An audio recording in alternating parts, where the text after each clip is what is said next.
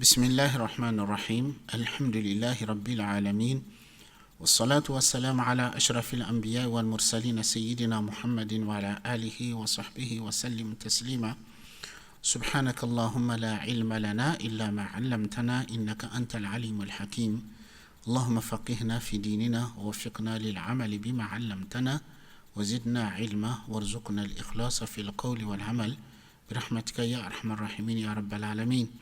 Mes chers frères et sœurs, salam alaikum wa rahmatullahi ta'ala wa barakatuh. Je suis très heureux et très content de vous trouver à travers les réseaux sociaux et à travers notre site et notre compte YouTube. À travers ces sujets qui est très très important, qui est l'invocation à Dua. Donc dans l'épisode précédent, nous avons commencé avec les moments les plus propices pour qu'on soit exaucé. Donc toujours nous continuons avec ces moments les plus favorables pour qu'on soit exaucé. Donc aussi parmi les moments où on est exaucé, c'est en plein milieu de la nuit quand on se réveille. Donc quand on se réveille en plein milieu de la nuit, aussi c'est un moment où on est susceptible d'être exaucé. C'est un moment favorable qu'on soit exaucé. عن عبادة بن الصامت رضي الله عنه قال رسول الله صلى الله عليه وسلم من تعار من الليل فقال لا إله إلا الله وحده لا شريك له له الملك وله الحمد وهو على كل شيء قدير الحمد لله وسبحان الله ولا إله إلا الله والله أكبر ولا حول ولا قوة إلا بالله ثم قال اللهم اغفر لي أو دعا استجيب له فإن توضع وصلى قبلت صلاته. Donc le hadith il est rapporté par Bukhari d'après Ubadah ibn Samit, que Allah l'agréé, rapporte que le prophète sallallahu alayhi wa sallam a dit: celui qui se réveille pendant la nuit, celui qui se réveille pendant la nuit, qui dit La ilaha illallah wahdahu la sharika lah, il n'y a point de divinité à part Allah unique sans aucun associé. Lahul mulku wa lahul hamdu, la royauté et la louange lui appartient. Wa huwa ala kulli shay'in qadir, et il est omnipotent. Alhamdulillah, louange à Allah. Subhanallah, gloire et pureté à Allah. La ilaha illallah, il n'y a point de divinité à part Allah. Wallahu akbar, Allah est le plus grand.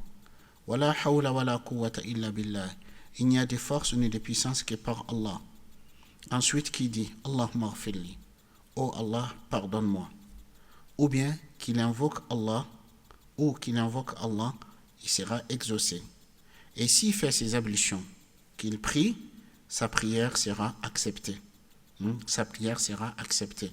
Donc, en plein milieu de la nuit, quand une personne se réveille pendant son sommeil, qui fait cette invocation, donc il est exaucé.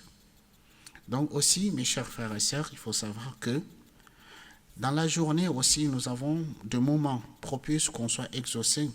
Parmi les moments propice qu'on soit exaucé, c'est à la fin des prières obligatoires, suite aux prières obligatoires, et aussi ça fait partie des meilleurs moments où lorsqu'on invoque Allah subhanahu wa ta'ala, on est exaucé. Donc Imam al-Tirmidhi rahimahullah rapporte dans son Sunan عن أبي أمامة رضي الله عنه قال قيل يا رسول الله أي الدعاء أسمع قال جوف الليل الآخر ودبر الصلوات المكتوبة. Donc Abu Umama rapporte qu'on a interrogé le prophète sallallahu alayhi wa sallam en lui disant quelle est l'invocation la plus entendue, qui est plus entendue, c'est-à-dire qui est plus exaucée. Le prophète il dit en plein milieu de la nuit et vers la fin, en plein milieu de la nuit vers la fin, c'est-à-dire les dernières tiers de la nuit. Et aussi à la fin des prières obligatoires. la fin des prières obligatoires, c'est-à-dire les 5 prières obligatoires qu'on accomplit dans la journée. Suite à ces prières, quand on invoque aussi, on est exaucé. Donc aussi, il fait partie des moments propices qu'on soit exaucé, quand Allah répond à nos appels, qu'il nous accorde nos demandes, c'est entre l'appel à la prière et l'annonce du début de la prière, c'est-à-dire entre l'adhan et al-iqama. Al-adhan, c'est l'annonce de l'heure de la prière, al-iqama, c'est l'annonce du début de la prière. Donc, le temps entre l'adhan et l'iqama, aussi, c'est un moment où on est exaucé. Donc, Imam Abu Daoud, rahimahullah, rapporte dans son musnad عن أنس بن مالك رضي الله عنه قال رسول الله صلى الله عليه وسلم لا يرد الدعاء بين الأذان والإقامة. Donc d'après Anas ibn Malik, qu'Allah l'agrée, il dit, le prophète sallallahu alayhi wa sallam a dit, l'invocation n'est jamais rejetée entre l'adhan et l'iqama. Donc aussi choisir ce moment quand on est à la mosquée ou bien même aussi quand on est à la maison. Quand on a entendu l'adhan, après l'adhan, faire dua entre l'adhan et l'iqama, c'est un moment aussi favorable qu'on soit exaucé. Donc aussi, il fait partie des moments favorables qu'on soit exaucé pendant la prière. Pendant la prière et notamment quand on est prosterné. Pendant la prière et quand on est prosterné, aussi c'est un moment réellement susceptible, un moment favorable qu'on soit exaucé. Le prophète sallallahu alayhi wa sallam, il dit, le hadith il est rapporté par l'imam Muslim, أقرب ما يكون العبد من ربه وهو ساجد فأكثروا الدعاء. Le prophète sallallahu alayhi wa sallam dit, le moment où le serviteur est plus près de son Seigneur quand il est prosterné, alors invoquez beaucoup. Et aussi dans un autre hadith rapporté par l'imam Muslim, d'après Abdullah ibn Abbas, qu'Allah l'agrée tous deux, le prophète sallallahu alayhi wa sallam a dit, ala wa inni nuhitu an aqra al-Qur'ana raki'an aw sajidan fa amma ar-ruku'u fa'azzimu fihi rabb azza wa jal wa amma as-sujud fajtahidu fi ad-du'a fa qaminun an yustajaba lakum. Donc le prophète sallallahu alayhi wa sallam dit, certes il m'a été interdit de lire le Coran pendant l'inclinaison et pendant la prosternation. C'est-à-dire quand on fait la prière, quand on est incliné ou quand on est prosterné, on ne récite pas le Coran en ce moment. Donc il dit, quant à l'inclinaison, il dit glorifiez le Seigneur.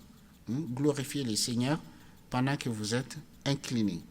Wa amma sujud, il dit, quant à la prosternation, fajtahidu fi du'a, faites l'effort dans le dua en invoquant Allah. Faites l'effort d'invoquer Allah, faqaminun an yustajaba lakum, et plus propice que vous soyez exaucé. Donc la prosternation, quand on est prosterné, donc c'est un moment où aussi c'est un moment favorable qu'on soit exaucé. Donc aussi parmi le moment favorable qu'on soit exaucé, c'est aussi le moment de l'adhan, au moment de l'appel à la prière. Imam Ahmed rapporte dans son musnad عن جابر رضي الله عنه أن رسول الله صلى الله عليه وسلم قال إذا ثوب بالصلاة فتحت أبواب السماء واستجيب الدعاء. Donc d'après Jabir, que Allah l'agrée, rapporte que le prophète sallallahu alayhi wa sallam a dit, lorsqu'on fait l'appel à la prière, on ouvre les portes des cieux et les invocations sont exaucées. Et aussi, Imam al-Hakim rapporte dans son Mustadrak عن سهل بن سعد رضي الله عنه قال رسول الله صلى الله عليه وسلم ثنتان لا تردان أو قال قل ما تردان الدعاء عند النداء أو عند البعث حين يلحم بعضهم بعضا وفي رواية وتحت المطر. Donc Hakim rapporte d'après Sahl ibn Sa'ad, que Allah l'agrée, rapporte que le prophète sallallahu alayhi wa sallam a dit: deux ne sont jamais rejetés, c'est-à-dire des invocations ne sont jamais rejetées. Ou bien il dit, c'est rare qu'ils soient rejetés. Il dit, dua au moment de l'appel, c'est-à-dire au moment de l'appel à la prière, et au moment où les rangs se rencontrent, c'est-à-dire dans le champ de bataille, quand les deux armées font face à face, que la bataille commence, et en ce moment aussi où on est exaucé. Et dans une autre version, il dit, et aussi sous la pluie, c'est-à-dire au moment où la pluie tombe. Donc au moment où la pluie tombe, ou bien au moment où les armées, c'est-à-dire les musulmans, s'ils sont contraints à combattre pour défendre leur vie, pour défendre leur honneur, pour défendre leur religion, au moment où les deux armées font face, aussi c'est un moment susceptible qu'on soit exaucé. Donc dans une autre version de ce même hadith, il dit deux, c'est-à-dire des invocations ne sont jamais rejetées ou sera qu'ils soient rejetés au moment de l'appel à la prière, au moment où au moment où le combat fait rage, et dans certaines d'autres versions, au moment où la pluie tombe. Donc, ce sont des...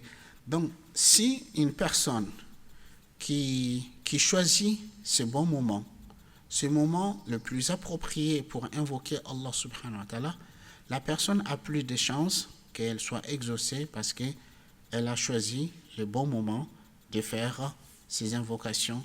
Donc Allah subhanahu wa ta'ala, c'est lui qui nous a ordonné de l'invoquer, qui nous a invités à l'invoquer, il nous a promis de nous exaucer, et Allah ne manque jamais à sa promesse, Allah ne manque jamais à sa parole, qu'Allah subhanahu wa ta'ala exauce nos invocations, qu'Allah accepte nos jeûnes, nos prières, nos bonnes œuvres, qu'Allah subhanahu wa ta'ala fasse que ce mois béni se termine pour nous, Inch'Allah, avec son agrément et sa satisfaction.